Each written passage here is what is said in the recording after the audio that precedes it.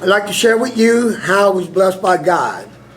I was born in Over the Rhine on Vine Street in Cincinnati, Ohio, better known as the ghetto. My name is Randy Bullok, and I'm an alcoholic. I had been in trouble all my life. I had a wonderful childhood up until I was 11. We were an average family. Thanksgivings, Christmas, piling up in the old station wagon, looking for Santa and his reindeers in the sky, seeing the manger in Eden Park, happy birthday parties, getting money for good grades. But there was a problem brewing no one knew about. I got into trouble, a lot of trouble, stayed in jail off and on until I was 18. Went big time and got big time. 8 to 45 years behind bars. I was very scared, young, fragile, and in one of the baddest penitentiaries in the country. But when I got to my final destination in the pen, it was like being in my old neighborhood with strict rules. I did 5.5 years, got out. I hadn't drank all that time, and they said alcohol is a disease, and I agree, because I came back quite easy. It got bad, and badder. So I woke up one morning, and I've been drinking from day till night for a long time. My wife came to me and said, Randy, you only have one thing on your mind anymore. And I said, what's that real mean? And she said, drinking. She turned and walked away without looking back or saying a word. The next morning, she, my daughter, and her daughters were gone, the house bare. Me left me with myself and I. How confusion set in with all my possessions and nowhere to go or take them. I thought I could drink this away. I found myself in an abandoned truck with 3 large bags of clothes. I had been drinking 32 years until God intervened.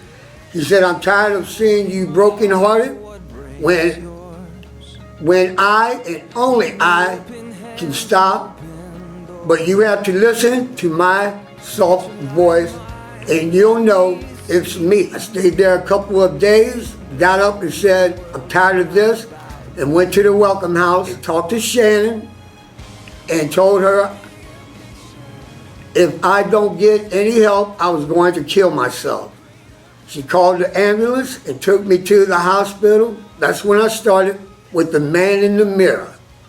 Went back, talked to Shannon, and told her I needed her help. So she called the shelter and wanted to know how to get in. It took 3 days to get in touch with someone. And that person was and is a terrific and caring guy named Josh. We sat down, I was drunk. He said, the only way I'm going to do this is if you go to detox and I'll give you a bed when you get out. Went and got a bus ticket from Shannon and a wonderful path began for me. I finished detox, went to a warm and safe shelter, got a caseworker. I can't say enough about wonderful people began to come in my life.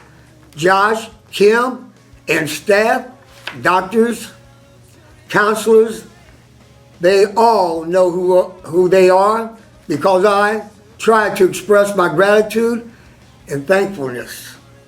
Because without them, there would be no me. I work really hard to be where I'm at now, and though I'm not there yet, I'll get there. Thanks, and I'm waiting on my own apartment. Upon meeting Randy at the shelter, we noticed an opportunity for God, GracePointe, and change for $1 to make a difference in this man's life. After consulting with the staff at the shelter, we cut Randy a check for $200 that he will receive upon getting accepted into his government housing. This money will go towards purchasing food and household items. Your weekly donations to Change for $1 allowed us to come alongside partnership with the shelter and make a difference in this man's life. Here now is Randy's response to your generosity. So you're on the wait for the government housing. I am. Okay, and you don't know when that's going to be. No. Okay. But I ain't worried about it either. For as long as it takes, yes. And there's no going back for me. None. None.